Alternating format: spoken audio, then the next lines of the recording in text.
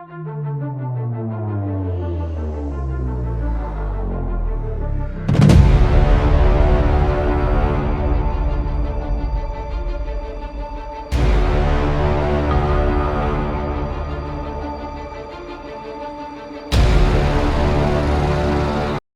Superman robot Batman robot. एक शहर में आकाश नाम का एक साइंटिस्ट रहता था। उसके पास एडवांस टेक्नोलॉजी से बनी एक लैब थी जहां वो इस दुनिया की हिफाजत के लिए अजीब अजीब से एक्सपेरिमेंट करता था। एक दिन आकाश के पास आर्मी का एक ऑफिसर आता है और वो आकाश को बताता है, हमारी दुनिया बहुत खतरे में है क्योंकि इस दुनिया में थैनोस नाम का एक शैतान आ गया है जो इस दुनिया को ख़त्म करके यहाँ पर अपना साम्राज्य बनाना चाहता है। मैं चाहता हूँ कि तुम इसको रोकने के लिए एक रोबोट बनाओ जो इतना शक्तिशाली हो कि इस थैनोस को ख़त्म कर सके। तब आकाश एक मैजिकल रोबोट पर काम शुरू कर देता है। एक रोज़ आकाश जल्दी में अपनी लैब में आता है लेकिन वो रिमोट कंट्रोल घर पर ही भूल जाता है। तब आकाश की पत्नी उस रिमोट कंट्रोल को देखकर, अरे ये क्या जी, आज तो उन्होंने रोबोट को लॉन्च करना था और इसका रिमोट कंट्रोल यहीं भूल गए। तब आकाश की पत्नी वो रोबोट का रिमोट कंट्रोल देने आकाश की लैब में जाती है। ये लें जी, आप इस रोबोट का रिमोट कंट्रोल तो घर ही भूल गए थे, कैसे लॉन्च करोगे इसको। इतने में एक आदमी वहां पर भाग कर आता है और आकाश से कहता है, आकाश थैनोस को पता चल गया है कि तुम उसको मारने के लिए एक रोबोट बना रहे थे, इसलिए वो हमारी लैब पर हमला करने के लिए आ रहा है। हम यहाँ से जिंदा वापस नहीं जा सकते क्योंकि थैनोस अभी अभी ये लैब तबाह कर देगा। तब आकाश उस आदमी को कहता है, तुम पीछे के रास्ते से निकल जाओ। तब आकाश का असिस्टेंट, सर आप भी मेरे साथ चलो ना। तब आकाश कहता है, वहाँ सिर्फ एक आदमी वाली ही लिफ्ट है जो मैंने इमरजेंसी के लिए बनाई थी, लेकिन अब मैं एक बच्चे का बाप बनने वाला हूँ, मैं अपनी पत्नी को छोड़कर नहीं जा सकता, तुम जाओ यहाँ से। थैनोस के डर से आकाश अपनी पत्नी को एक स्टील के बॉक्स में बंद कर देता है ताकि उसकी पत्नी और उसका बच्चा सुरक्षित रहें। इतने में थैनोस बहुत गुस्से में लैब में आता है और पूरी लैब में तबाही मचा देता है। थैनोस के हमले से आकाश का देहांत हो जाता है लेकिन तब उसकी पत्नी बेहोश हो चुकी थी। थैनोस के जाने के बाद कुछ लोग जाकर उसे हॉस्पिटल लेकर आए। तब आकाश की पत्नी को 2 जुड़वां बच्चे हुए थे। इस तरह कुछ साल बीत गए। आकाश की पत्नी शांति अपने माता पिता के गांव में आकर रहने लगी। दोनों बच्चे अब बड़े होने लगे।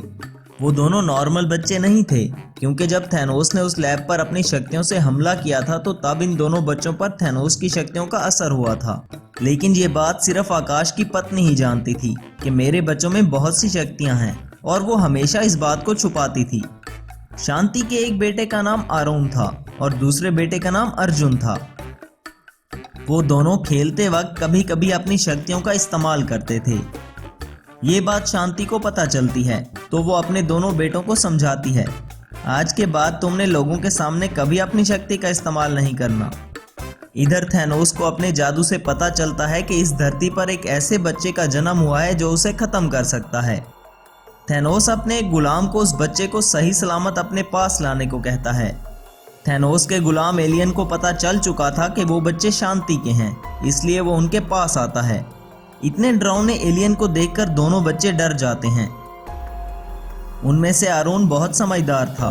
उसको पता था कि हमारी शक्ति से इस बाहर की दुनिया से आए एलियन पर कोई असर नहीं होगा, इसलिए वो खुद को एक साधारण बच्चा दिखाने के लिए बेहोश होने का नाटक करता है ताकि वो बड़ा होकर थैनोस से अपने पिता का बदला ले सके। लेकिन अर्जुन जान बचाने के लिए अपनी शक्तियों का एलियन पर इस्तेमाल करने लगता है। तब वो एलियन अर्जुन को लेकर चला जाता है क्योंकि उसे लगता है कि अर्जुन ही वो बच्चा है जो थैनोस के लिए खतरा हो सकता था।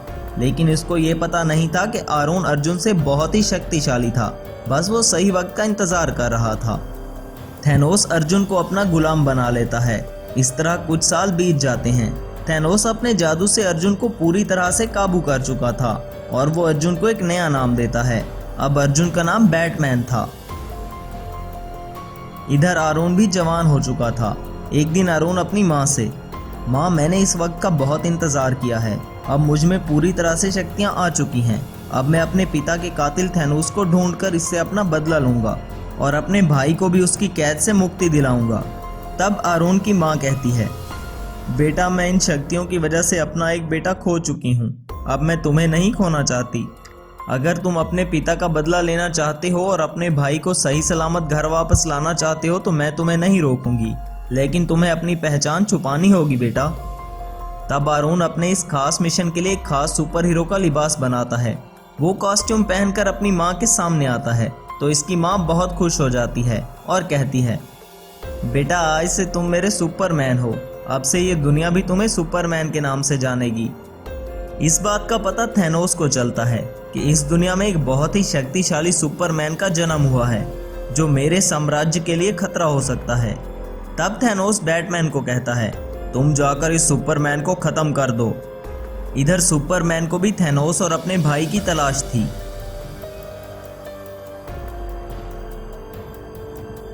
एक दिन बैटमैन सुपरमैन को मारने के लिए उसके शहर में आता है। तब वहां पर सुपरमैन आ जाता है। सुपरमैन बैटमैन से कहता है, तुम कौन हो? इस शहर में आखिर तबाही क्यों मचा रहे हो?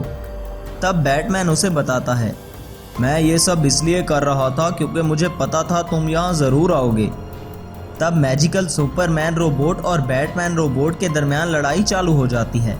सुपरमैन अपनी पूरी शक्ति से बैटमैन पर हमला करता है जिससे बैटमैन दूर जा गिरता है और इस पर से थैनोस के जादू का असर खत्म हो जाता है।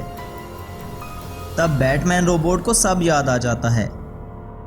मैजिकल सुपरमैन रोबोट बैटमैन से थैनोस के बारे में पूछता है कि वो कहाँ मिलेगा। तब मैजिकल सुपरमैन रोबोट और बैटमैन रोबोट अपने पिता का बदला लेने थैनोस के पास जाते हैं। थैनोस उन दोनों को एक साथ देखकर समझ जाता है कि ये दोनों भाई हैं। तब थैनोस और उसका एक और सुपर हीरो सुपरमैन पर हमला करता है। तब बैटमैन भी थैनोस पर हमला कर देता है।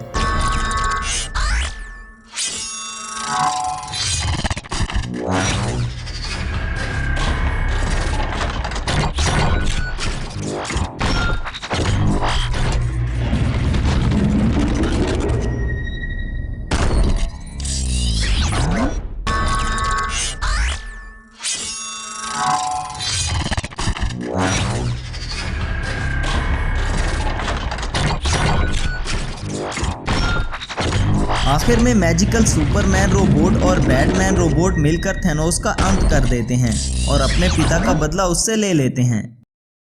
3 मैजिकल रोबोट मनी रोबोट।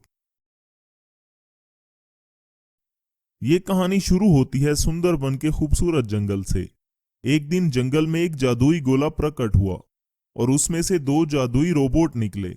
वो रोबोट जंगल में कुछ ढूंढने आए थे। वो दोनों रोबोट कुछ दूर जाकर जंगल में एक गड्ढा खोदने लगते हैं। वहीं जंगल के पास में ही शिकारपुर नाम का एक गांव था। उसी गांव में शामू नाम का एक आदमी गांव के चौपाल के करीब रहता था। उसने वहीं अपनी झोंपड़ी लगाई हुई थी। शामू गांव में फल बेचकर अपना गुजारा किया करता था। एक बार सावन में बहुत तेज तूफान आया और गांव में बाढ़ आ गई, जिसकी वजह से गांव वालों को बहुत नुकसान हुआ और बाढ़ में शामू की झोंपड़ी और उसका सारा सामान भी बह गया। उस बाढ़ के आने से शामू के पास रहने की कोई जगह नहीं बची थी। ये देखकर शामू बहुत दुखी खड़ा था और कुछ सोच रहा था। ये सब सोचते हुए वो जंगल में आ गया। कितनी मेहनत से मैंने वो झोंपड़ी रहने के लिए बनाई थी। उस बाढ़ के आने की वजह से मेरी झोंपड़ी भी नहीं रही और मेरे फलों की दुकान भी बह गई। मेरा तो सब कुछ बाढ़ की वजह से चला गया। अब मैं क्या करूंगा? वहीं सामने इसकी नजर दोनों रोबोट्स पर पड़ती है। ये सब देखकर शामू बहुत हैरान हो गया और वो इन रोबोट्स के पास जाने लगा। दोनों रोबोट उस खोदे हुए गड्ढे के अंदर कूद गए। शामू भी उन रोबोट के पीछे उस गड्ढे के अंदर कूद गया। जब शामू उस गड्ढे के अंदर पहुंचा तो वो एक जादुई दुनिया में पहुंच गया था। वहां वो 2 जादुई रोबोट भी थे। एक रोबोट ने शामू को देख लिया और शामू के पास आया। ए मानव, तुम्हारी हिम्मत भी कैसे हुई हमारे जादुई दुनिया में आने की? ये दुनिया सिर्फ जादुई जीवों के लिए है। तुम एक साधारण इंसान हो। शामू ने उस रोबोट को सारी बात बताई कि उसका घर बाढ़ में कैसे बह गया था और वो इस जादुई दुनिया में कैसे पहुंचा। दरअसल तुम जिन रोबोट का पीछा करते हुए यहां तक पहुंचे, वो दोनों रोबोट हमारे जासूस हैं। जादुई दुनिया का एक इच्छा पत्थर धरती लोक पर कहीं खो गया है। वो रोबोट इसी पत्थर को ढूंढ रहे थे। मेरे रहने की कोई जगह नहीं है। क्या मैं तुम्हारी इस जादुई दुनिया में रह सकता हूँ?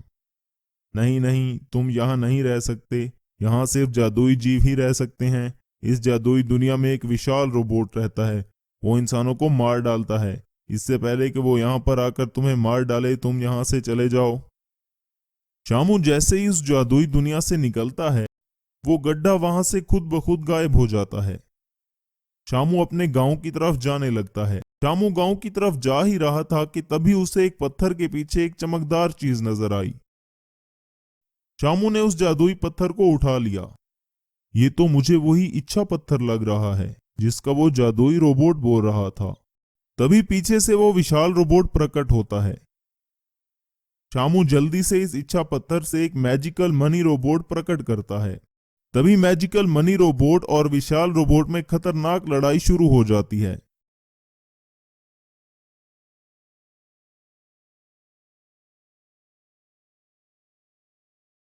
दोनों रोबोट एक दूसरे की जमकर धुलाई करने लगते हैं। विशाल रोबोट बहुत ताकतवर था, लेकिन मैजिकल मनी रोबोट भी कोई कम नहीं था। वो विशाल रोबोट को बराबर की टक्कर दे रहा था।